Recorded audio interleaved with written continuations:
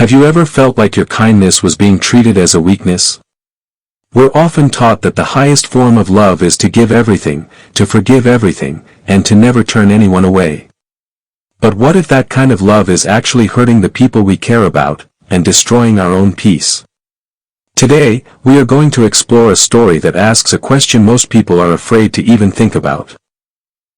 Is unconditional love always a virtue, or is there a time when setting a boundary is the most loving thing you can do?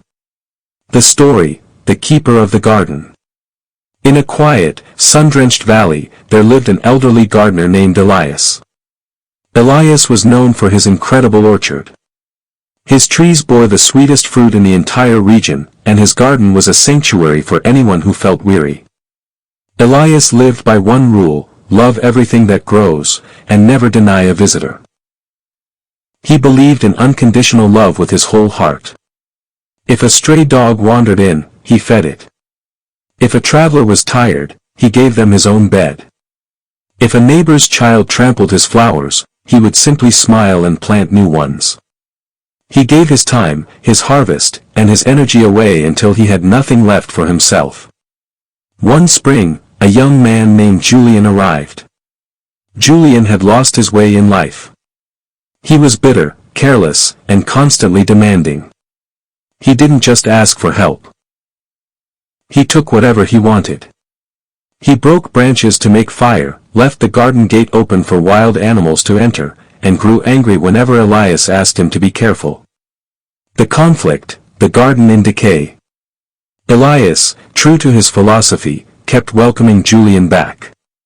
He told himself, if I stop loving him unconditionally, I am failing. I must be patient. He just needs more love. But as the weeks passed, the garden began to wither. The fruit trees were dying because Julian hadn't learned to water them. The flowers were trampled, and the quiet peace of the valley had turned into a place of stress and anxiety. Elias himself grew thin and exhausted. He spent his nights worrying about Julian's next outburst, and his days repairing the damage Julian left behind. One afternoon, Elias sat on his stone bench, looking at a broken sapling that Julian had knocked over in a fit of rage. For the first time, Elias didn't feel love. He felt resentment. He felt heavy. He realized that by loving Julian unconditionally, by refusing to say no, he had actually enabled Julian to become more destructive, while he himself was becoming a shell of the person he used to be. The climax, the hardest conversation. The turning point came when Julian demanded that Elias give him the seeds meant for the next season's planting, just so he could sell them for money he would surely waste. Elias looked at the young man.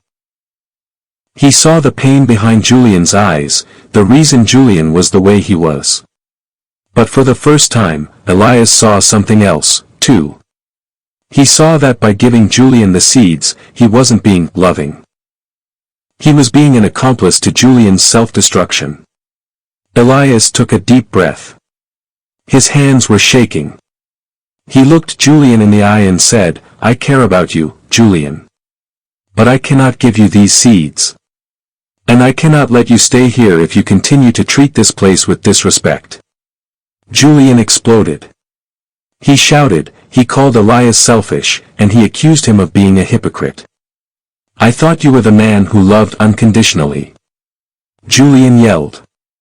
Elias stood firm. Unconditional love doesn't mean unconditional permission, he said softly. True love sometimes means closing the gate so that both of us can grow. The resolution and moral.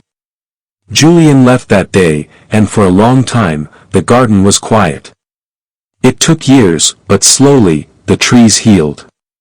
The soil grew rich again. Years later, a man returned to the valley. It was Julian, but he was different. He carried himself with dignity and had learned to work the land himself. He had come back not to take, but to thank Elias. He told him, that day you said no was the first time anyone ever held me accountable. It was the only way I could finally see my own behavior. The lesson. We often confuse unconditional love with being a doormat. But real love, the kind that truly helps people, must be paired with wisdom. Unconditional love means you love the person enough to want the best for them, even if that means setting a boundary that they don't like. If you allow someone to hurt you, to walk over your values, or to destroy your peace, you aren't just hurting yourself, you are also denying them the opportunity to face the consequences of their actions. Sometimes, the most loving thing you can do is to step back, protect your own light, and let others find their own way.